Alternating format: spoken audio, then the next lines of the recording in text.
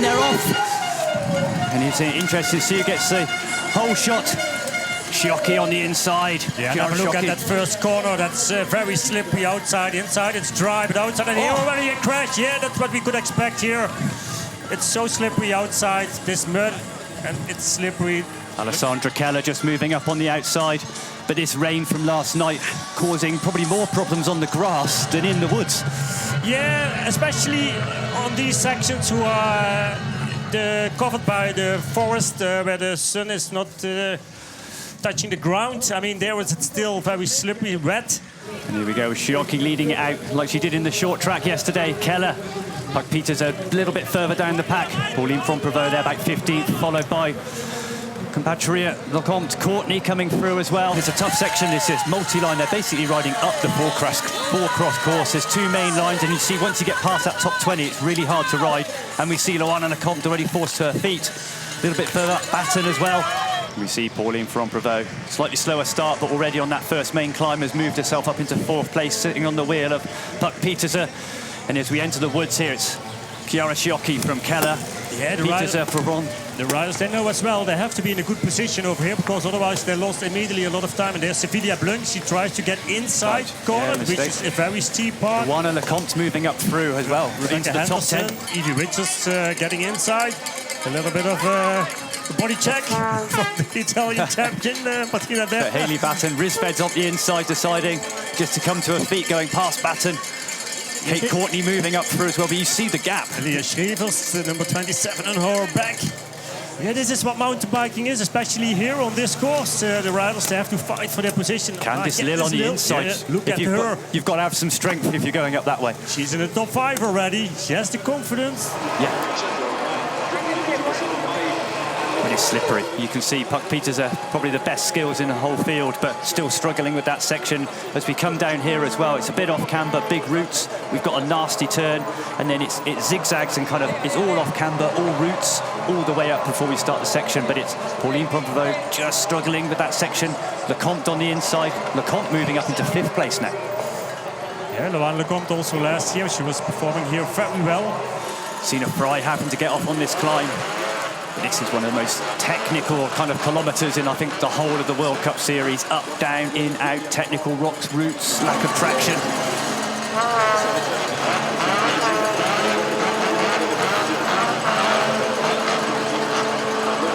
It is still pretty early in the mix. The women are...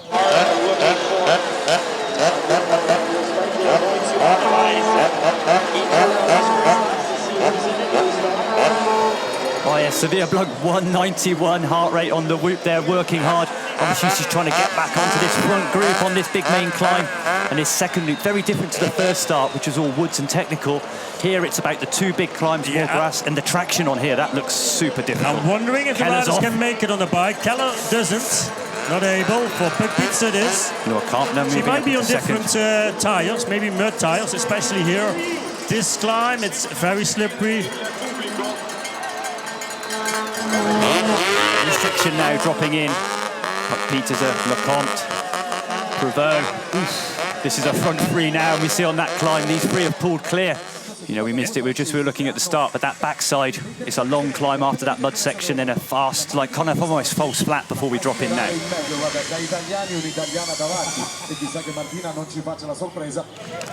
Candice Lill, Keller, Blunk forming a second group. Yeah, chasing group. A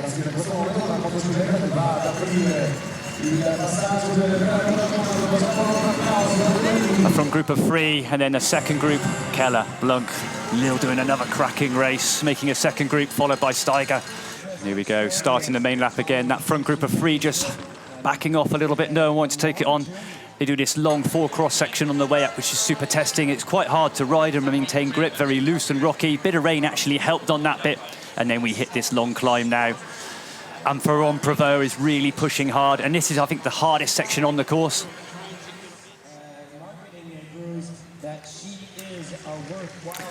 And on this long climb, Ferrand-Prevot, Peters, Lecomte just forcing a group clear. And it's Lill full of fight, in great form at the moment, the South African, up into 4th place. Keller, Blunk. Candice Lill, 6th place in Nova Mesto, and then backing that up with 4th in the XCC as well. Got her place booked in Paris. We see Lecomte just getting distance now as you come up into the woods. Don't know whether that's physical or whether it's just a bit of tactics to give herself a bit of space. Candice Lill sitting there, just off the back wheels. Important just to settle into a rhythm now. An interesting moment now here in the race with Pauline, who is pushing hard. Ferrand-Prevot now just forcing the pace. She has this style. Looks like she's hardly trying like on a practice lap, but the power she's putting down. A big gear out of the saddle, using her whole body weight as well to push the pedals down and going fast.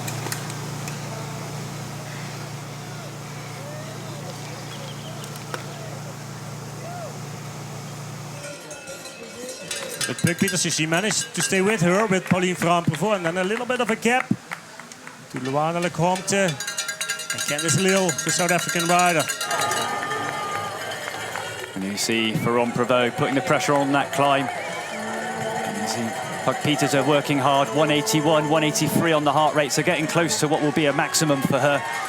Lecomte just trying to hang in there, but it was... But she's looking good on the bike. Yeah. Very smooth pedaling here on sections like this, which are very difficult to ride.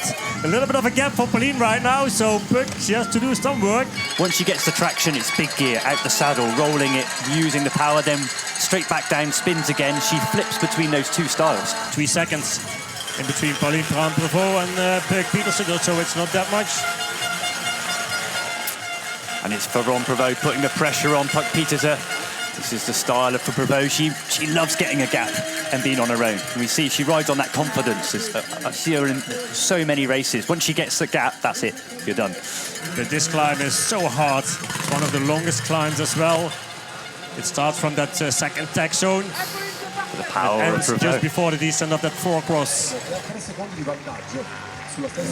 But we see now Ferrand-Prevot pushing on the pressure, and it's this second half of the circuit where I think she's probably at the strongest. You know, it's a more climbing, more traditional climbing on this second part. 2 long climbs. And that chasing group with Loana Lecomte, Candice Lill, Sevilla Blanc. Almost starting to come back together between Lecomte, Lill and Blanc to form this third group.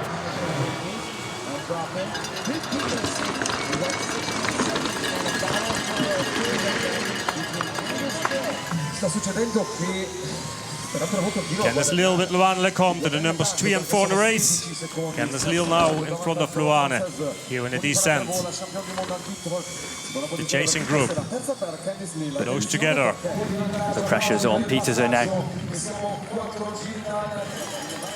Here we go, Lecomte in 4th place, 43 seconds down.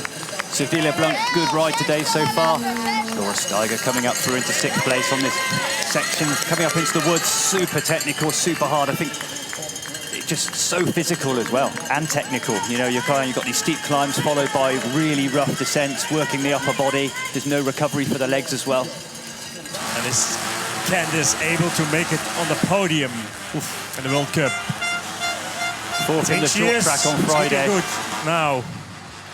And in her pre-interview, she said it's always been a dream to make that XCO podium. She's good to her word so far. And we see Candice Lill, 51 seconds now, but she's actually closing on Puk Pieterse. Puk Pieterse probably trying to keep up and hold that gap to Prevot. It's probably just blown a little bit. Yeah, she might blow up a little bit in the beginning, of course. When Pauline was attacking, she tried to get with her, but it didn't work. And now she's holding back a little bit. So it gives the opportunity for Candice Lill to come back again. And she's managed to drop Lecomte now. So Lecomte sitting there a minute back. And you say Mittelwarner 179 on the whoop heart rate, 181 just as she's starting that climb. And this is Mittelwarner in her element, the steeper, more road climb sections. In her own rhythm, it is going fast.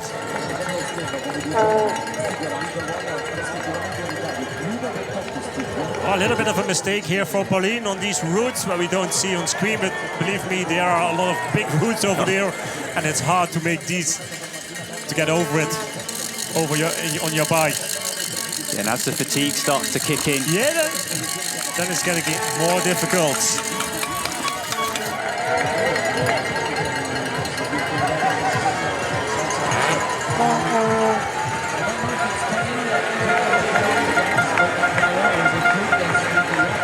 Mittelwarner now Putting the hurt on baton.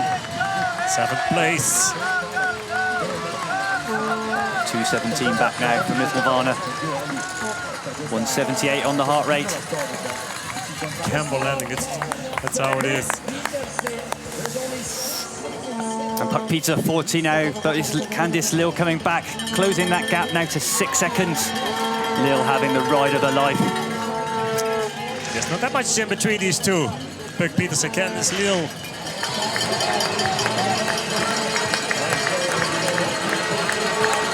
Puck-Peters are sitting there, 2nd place. Bravely tried to follow Prevot in the early couple of laps, but couldn't keep up on the main climbs, had to settle just into a pace for 2nd. In a moment, her job is not catching Prevot, but it's holding off Candice Lill, charging hard from behind.